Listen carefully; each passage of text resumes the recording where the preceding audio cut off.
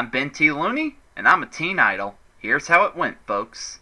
I disappear for a trucking year, and while I'm gone, WWE and Warner Brothers come together to make Scooby-Doo Wrestlemania Mystery. That's right, if it's two things that go perfectly together, it's WWE and trucking Scooby-Doo! Sounds to me like the greatest crossover since Tom and Jerry and the Wizard of Oz.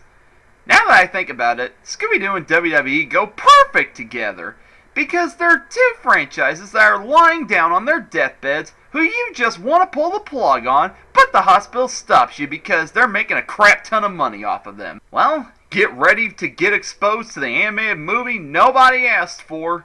Here's my rant on Scooby-Doo, Wrestlemania Mystery. So, the basic plot of this movie involves Scooby and Shaggy winning a trip to WWE City to watch Wrestlemania. No, I did not make that up. There is literally a WWE City in this special. Well, it looks like my theory of WWE slowly trying to take over the world is confirmed. Also, I do buy the fact of Scooby and Shaggy being WWE fans, as the only way you can enjoy WWE now is if you're either a stoner or a dog. Also, I feel bad for poor Frank Welker. It sounds like voicing Scooby is literally sucking the air out of his lungs.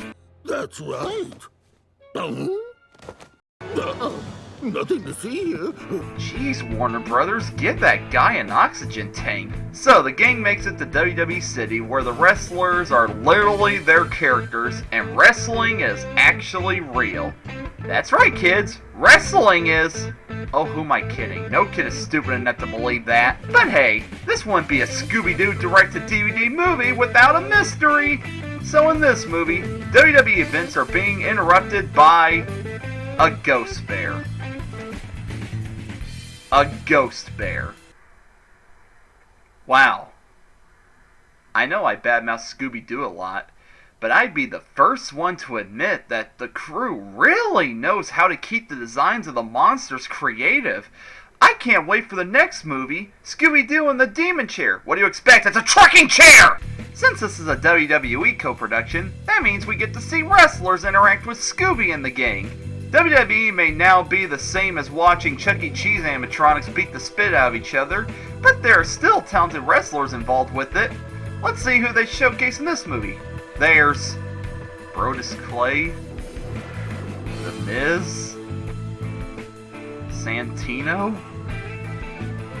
Kane, Triple H, John Cena? What the truck? Is this the WWE B team? Other than Triple H and John Cena, the rest of these guys are either jokes, or in the case of Kane, long overdue for retirement. The only wrestlers in this that I actually like are Sin Cara and AJ Lee, but they aren't as important to the plot as the other guys, other than Sin Cara's great-grandfather being the Ghost Bear in a wrestling match many years ago. Oh, come on, WWE! No Chris Jericho, no Dolph Ziggler, no Cesaro, no Kofi Kingston? Those are wrestlers with actual talent, and you don't want to showcase them? Instead, you're going to give the screen time to an Italian wrestler who's not even Italian, a fat dancer who can't even dance, and John Trucking Cena? What the truck? Actually, now that I think about it, this is appropriate. WWE would rather have their cartoon character wrestlers represent them in their cartoon movies. Makes perfect sense.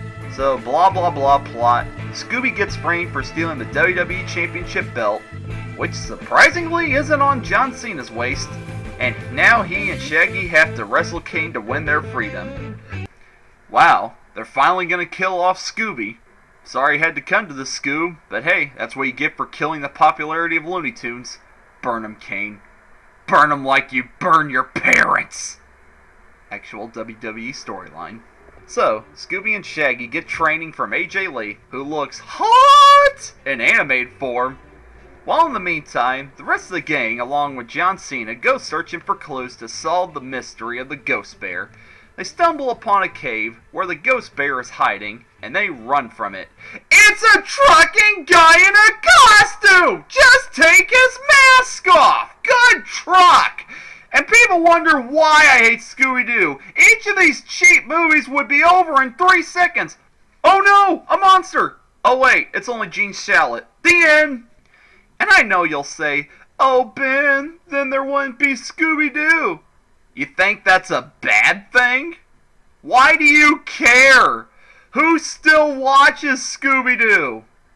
Who's over the age of 8? Who's not living with their parents? Who's not mentally insane?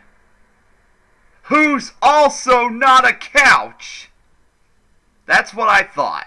So, it's time for the big match as Scooby and Shaggy fight in the match with Kane and pretty much get their butts kicked. Also, I'm not buying the fact that this is a WWE crowd. There isn't enough kids in the audience. But then, here comes the Ghost Bear. John Cena and Sin Cara get involved, they win the match, the identity of the Ghost Bear is revealed to be the black guy, because WWE is racist, and if you think David Arquette winning the WCW Championship was the worst thing to happen to wrestling, Vince McMahon declares Shaggy and Scooby the WWE Champion.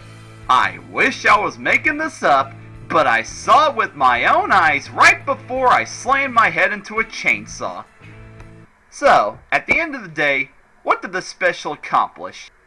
It stroked John Cena's ego. Vince McMahon shows that he can do whatever he wants without regret because he screws over his competition, and Scooby-Doo still sucks. This is such a random thrown together movie combining two things that just shouldn't be thrown together.